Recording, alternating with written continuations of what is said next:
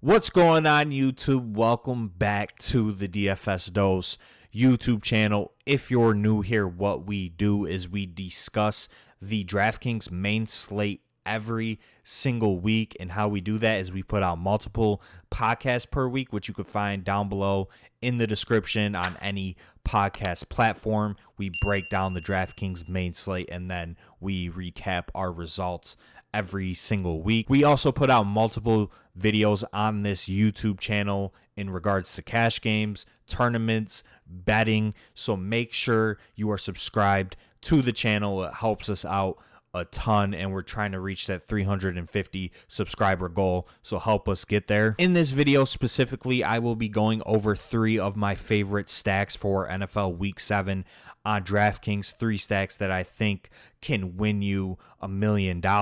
If you like what you hear, man, please like the video. It helps us out a ton, helps us reach a bigger audience, and leave a comment down below on your favorite stacks. Leave a comment if I'm bugging with these stacks. Just let me know. Leave a comment down below. And without further ado, let's take a look at 3 of my favorite stacks for NFL Week 7 on DraftKings. All right, so I have DraftKings.com opened up, and the first stack that I would like to discuss with you guys is a Packers stack. This week, the Packers are priced up accordingly. You know, they're at home against Washington, going up against a defense that just bleeds points to every single position. But I don't think many people are going to play Aaron Rodgers this week at 7,500. It's a good spot for him going up against Washington. They're giving up over 300 passing yards per game, which is by far the worst in the NFL. They're also giving up the most DraftKings points to opposing quarterbacks out of every team in the NFL. So it's a great spot for Rodgers. I don't really have to talk about, his talent or anything. One of the best quarterbacks in the league.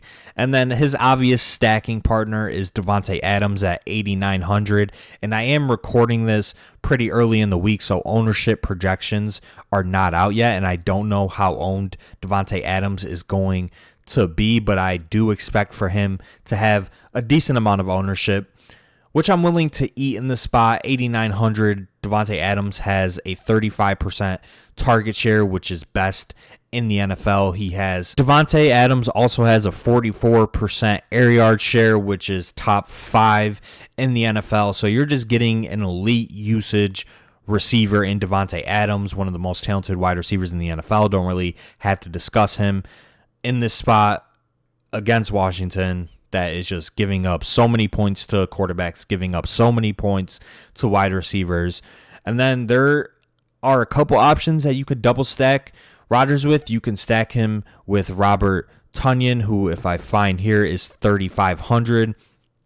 I think he is one of the better salary savers at the tight end position. A lot of ownership is going to go to Ricky Seals-Jones in the same game at 3,700. So you get some decent leverage off of RSJ by playing Tonyan at the tight end spot, and you have a nice double stack. And then just talking about Aaron Jones real quick, I think he is one of the best GPP running backs on the board this week at 7,500. He's just in that price range where I think a lot of people are not going to go. Everybody's going to play these 6K running backs or play Derrick Henry at the top of the player pool. So we could see a reduced ownership on Aaron Jones in this spot. I just would not play him in an Aaron Rodgers lineup just because the way Aaron Jones is breaking a slate is on the ground. He's scoring 4 rushing touchdowns. He's not getting there off of receiving volume.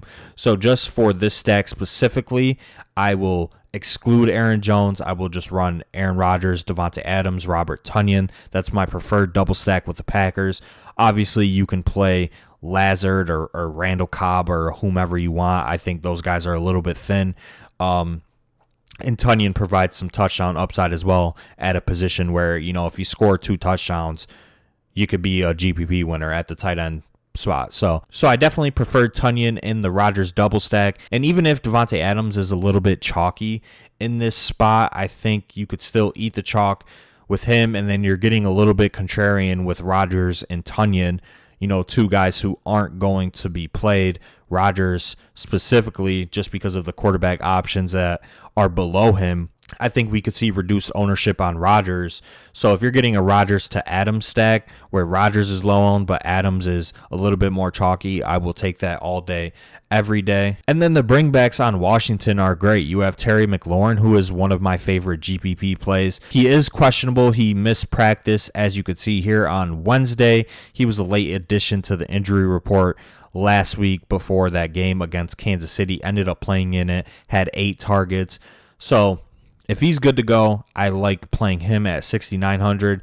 And then I mentioned RSJ, but obviously he's in play as well. You know, he's a 90% snap player right now, 3,700. He's going to be a little bit chalky, which I like to fade the chalk tight ends on Draftkings, specifically just because tight ends have a very wide range of outcomes, right? And if a chalk RSJ at 35% bust, you're getting so much leverage and you're gaining so many points on the field by just fading him in these large field lottery style tournaments like the Millie Maker.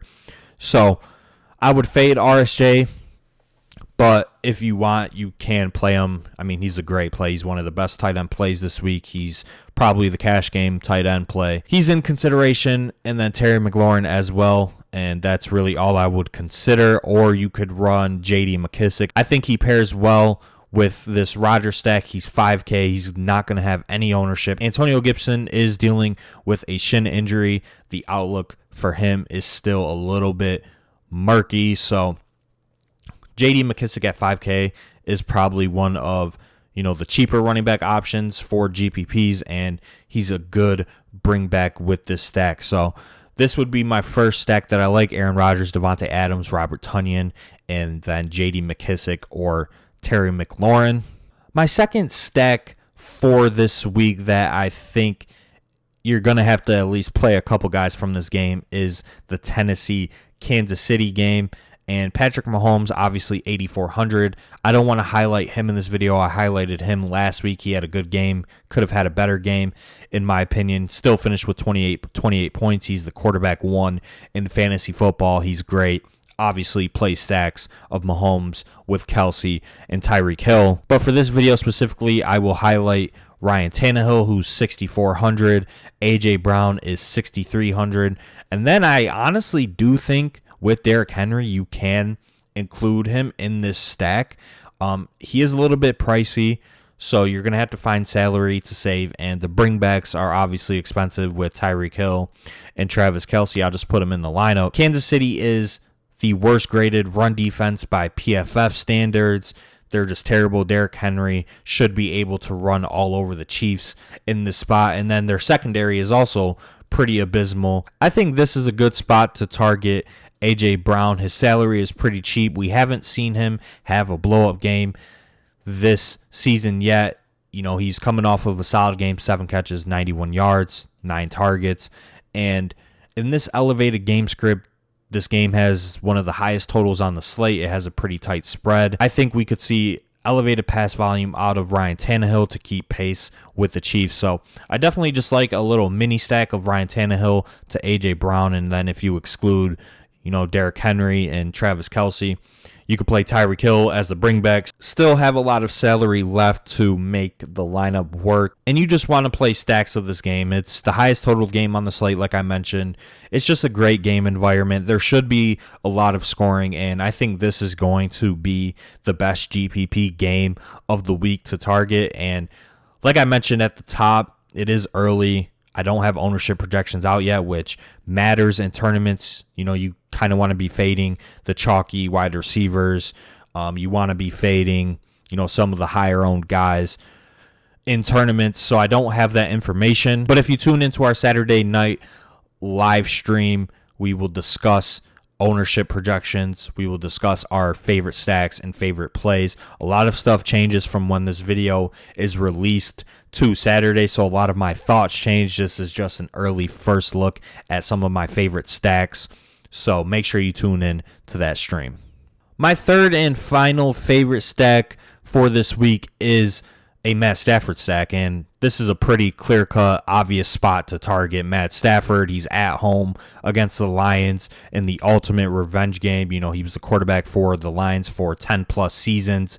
put his blood, sweat, and tears for them, and they kind of did him dirty. They traded him for Jared Goff. I mean, why are you trading for Jared Goff? Obviously, this is a great spot for Stafford, Cooper Kupp, Robert Woods, and you can even include Tyler Higbee. I like choosing 2 out of these 3 players as the double stack, and the bring back, honestly, is really only DeAndre Swift. He is $6K, so it's a cheap price tag, and he's one of the better running backs just in terms of fantasy. He gets a lot of high valuable touches, which is receptions, goal line work. And if you're getting 6-7 targets out of DeAndre Swift, the floor is so high, his ceiling is pretty high as well. And if he gets you 20 plus at 6K, that's great. You want that in your GPP lineups. And this is just one of the best stacks on the board this week. The Rams have a 33-point implied team total, one of the biggest spreads as well. And then you throw in the fact that I mentioned it's a revenge game. Matt Stafford. Stafford is going to want to lay the hammer on the Lions in this spot. He's probably going to throw for 303 minimum. And at 7,100, he's not going to get owned. I think the only chalky player out of everybody on this lineup is Cooper Kupp at 8,400, who could be one of the highest owned wide receivers on the slate. The ownership is going to be spread out at the top. I think the ownership is going to be spread out at the bottom of the player pool. So I'm fine running Cooper Kupp in these tournaments, and I think a Stafford double stack is one of the best stacks on the board this week. But that is going to be it for the video. If you enjoyed, make sure you subscribe. We're dropping videos every single day from now until Sunday. Make sure you leave a like on the video. Leave a comment down below if you think I'm bugging, if you like these stacks. Help me improve. Help me know that I'm on the right track.